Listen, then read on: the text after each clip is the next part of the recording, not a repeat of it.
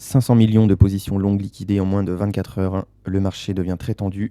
Aujourd'hui, nous allons parler des liquidations massives, du crash au Japon, analyser le Bitcoin, l'Ethereum et aussi le Total 3ES et comprendre la psychologie actuelle du marché. Bonjour et bienvenue sur la chaîne de Crypto Squad. Donc on va commencer directement avec les liquidations. Comme on peut voir juste ici, on a eu énormément de liquidations. On a eu près de 600 millions de longues liquidées en moins de 12 heures. Donc ce qui est vraiment énorme. On voit en 24 heures, on est à plus de 600 millions de longues liquidées. Donc forcément, ça, c'est surtout les effets de levier. Toutes les personnes qui ont mis des gros leviers se sont fait liquider justement sur la descente en fait du prix, sur la chute brutale. Tout ça, c'est sûrement à cause de l'euphorie, parce que le marché justement adore piéger. Et forcément, quand on est dans des moments d'euphorie, ça ne peut pas aller. On a aussi le Japon qui lui semble se porter vraiment mal, hein. Il y en a eu vraiment une grosse chute, hein. Le yen a perdu énormément. Là, ces derniers temps, je crois que c'est de l'ordre de 25, 25 000 milliards, je crois, quelque chose comme ça. Donc là, on avait un article qui datait en fait du début d'année, donc il y a 2-3 mois, où déjà ils expliquaient que le Japon, il était au bord en fait de la crise financière. Et du coup, forcément, hein, ça signifie par une peur sur les marchés. Voilà, c'est vraiment pas bon, c'est du risk-off, hein, tout ça. Donc forcément, la crypto, elle, quand le Japon se porte mal, tout ce qui est crypto, tout ce qui est actif à risque, va se péter la gueule en fait. Ensuite, on va faire un petit tour donc directement sur le BTC. Donc là, on est sur les contrats à terme futurs. Voilà. Donc concernant les zones importantes, on voit juste ici qu'on avait un gap CME ici. Voilà. Et du coup, on est venu le combler juste ici. Voilà. Donc ça, c'était au niveau des 82 000 à peu près, de 81 000 à 82 000. Voilà. Sauf que là, en fait, on a relaissé un petit gap justement pile poil sur notre previous daily low et ce qui correspond aussi au previous weekly low, hein. Donc là, on est sur du niveau 78 915. Donc là, on a ce petit gap là qui s'est créé. Pour le moment, on n'a pas clôturé en dessous du monthly open, hein. Donc là, ça, c'est une zone vraiment importante à surveiller. Donc ça, on a en zone importante. On a ici, cette zone-là, c'est un FVG, le previous monthly open. Donc là, on est sur la zone des 70 000 à peu près, où là vraiment on va sur être les deux zones vraiment importantes du coup. Ici, ces zones-là, là, à savoir en fait, est-ce qu'on va casser ces zones-là pour aller tester justement les niveaux plus hauts, peut-être combler ce FVG-là, ou alors justement faire un retournement à ce niveau-là.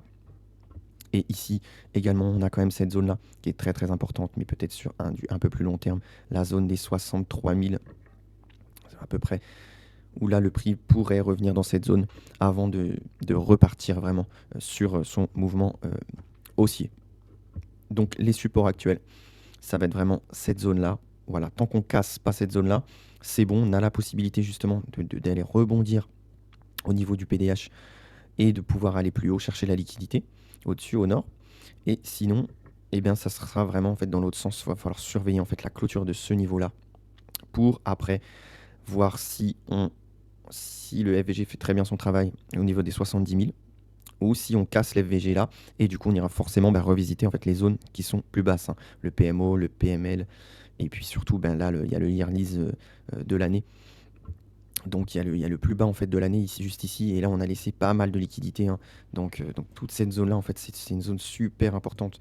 On va sûrement revenir dedans, peut-être pas tout de suite, mais sur du un peu plus long terme, il y a de grandes possibilités qu'on revienne taper dans ces zones là. Voilà.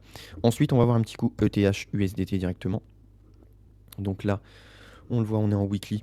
Donc on voit que le FVG bearish en weekly a très bien fait son travail, hein. On est venu prendre un petit peu de liquidité ici et on s'est fait rejeter directement. Donc le prix, pareil, il pourrait justement, là on le voit, il pourrait retourner sur le fameux plus bas de l'année, ce qui serait un bon niveau justement d'achat. Ces niveaux-là, ça reste quand même des bons niveaux d'achat, même juste en dessous là, au niveau des 1400. C'est des niveaux qui sont très très intéressants. Voilà, si on passe ici en daily, tac. Donc on voit que le prix, hein, il est quand même dans un range, hein, entre la borne des 2430 à peu près, et puis cette borne-là, quoi, la borne des 1800. Il est quand même dans un range, hein, pour le moment. Donc là, on a un gros order block acheteur qui est justement en train de repousser le prix. Donc c'est pour ça que je vous parlais tout à l'heure, voilà, de ces niveaux-là, hein. Tant qu'on ne casse pas ces niveaux-là, on pourrait s'attendre justement à un rebond haussier. Pourquoi pas, voilà, revenir au moins chercher notre monthly open dans un premier temps. Si cassure, on pourrait viser justement cet order block là, et vendeur, hein, ce coup-ci. Et sinon, à l'inverse, hein, bah, si on casse vers le bas, on peut aller chercher le PML et puis ensuite cette deuxième order block acheteur juste ici qui permettrait justement en fait de rebondir sur notre prix ici et puis pourquoi pas après par la suite voilà, repartir en fait en mouvement haussier. Voilà pour le Total 3 ES. Hop, on va regarder ça tout de suite. Donc là, on est en daily. Hop, on va se mettre juste ici. Donc on voit pareil, en daily, on est sur un range hein. Également. On a un peu les mêmes configurations hein, sur les différents coins. Hein. Ça reste un peu pareil.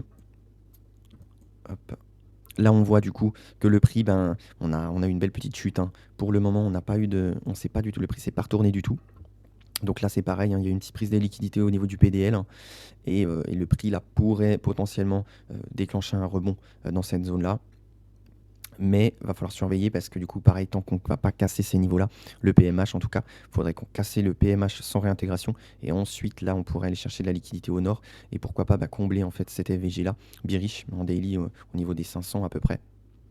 Et sinon, pareil, du côté de la chute, si on commence à casser en fait le PDL, et là potentiellement après on pourrait continuer et puis aller chercher les zones un peu plus basses, les zones à peu près des 407 par là, où là on va avoir un gros order block acheteur et là le prix pourrait rebondir et puis repartir à la hausse. Hein. Pour le moment, le marché est vraiment tendu dans une situation avec la macro qui va pas fort du tout. Au niveau de la guerre en Iran, Trump qui n'arrête pas de sortir des news toutes les 5 minutes, c'est vraiment pas évident. Donc là, voilà, on voit le prix juste ici, qui, je pense, moi, va faire un petit rebond ici dans un premier temps, en attendant de voir un petit peu ce qui se passe. Mais je pense que le scénario ressemblera certainement, probablement à ça.